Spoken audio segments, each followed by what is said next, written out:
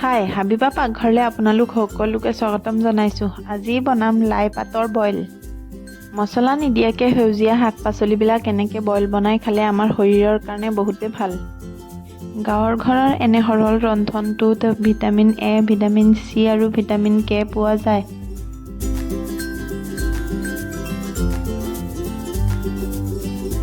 প্ৰথমে লাই শাকখিনি লৈ ল'লোঁ আৰু লাই শাকখিনি সৰু সৰু টুকুৰা কৰি এটা জোখতে কাটি ল'ম।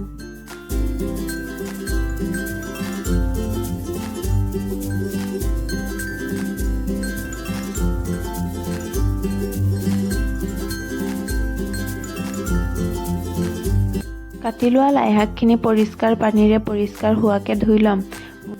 ধোৱা পানীখিনি লাই শাকৰ পৰা সৰিবলৈ দি এফালে পিঁয়াজ, নহৰু, আদা, কেঁচা জলকীয়া আৰু ধনিয়া পাত লৈ ল'ম। এটা পিঁয়াজ কাটি ল'লোঁ, আদা আৰু নহৰুখিনি থেতু কৰি ল'লোঁ, ধনিয়া পাত কাটি ল'লোঁ আৰু কেইটামান কেঁচা জলকীয়া আৰু পিঁয়াজ আৰু নহৰুৰ পাত কেইটামান কাটি ল'লোঁ। এতিয়া এটা কেৰাহী লৈ ল'ম আৰু কেৰাহীটো গৰম হ'লে অকণমান সৰিয়হৰ তেল দি তাতে থেতু কৰি থোৱা আদা আৰু নহৰুখিনি দি দিম। নহৰু আৰু আদাখিনিৰ কেঁচা গোন্ধ যোৱাৰ পিছতে তাতে দি দিম কাটি থোৱা কেঁচা জলকীয়াখিনি। জলকীয়াখিনি এবাৰ হেতাৰে লৰাই তাতে দি দিম কাটি থোৱা পিঁয়াজখিনি আৰু লগতে দি দিম পিঁয়াজ আৰু নহৰুৰ সেউজীয়া কোমল পাতখিনি। গোটেই ইনগ্ৰিডিয়েণ্টছখিনি এবাৰ হেতাৰে লৰাই ইয়াতে দি দিম আগতে কাটি ধুই ৰাখি থৈ দিয়া লাই পাতখিনি। লাই পাতখিনি দি পৰিমাণ মতে নিমখ দি হেতাৰে লৰাই এটা ঢাকনিৰে ঢাকি দিম।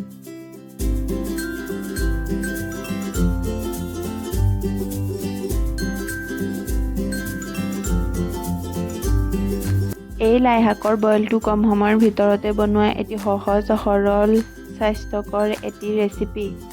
কম তেলত বনোৱা এই লাই শাকৰ বইলটো ডায়েবেটিছ ৰোগৰ কাৰণেও বহু উপকাৰী। এটা কথা মন কৰিব, যেতিয়া আপোনালোকে এই লাই শাকৰ বইলটো বনাব তেতিয়া বেছি কুক নকৰিব। বেছি কুক কৰিলে এই লাই শাকৰ গুণাগুণ কমি যায়।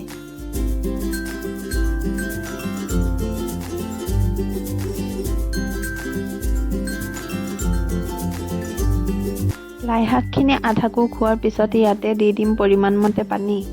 পৰিমাণ মতে পানী দি আকৌ এবাৰ হেতাৰে লৰাই এটা ঢাকনিৰে ঢাকি দিম।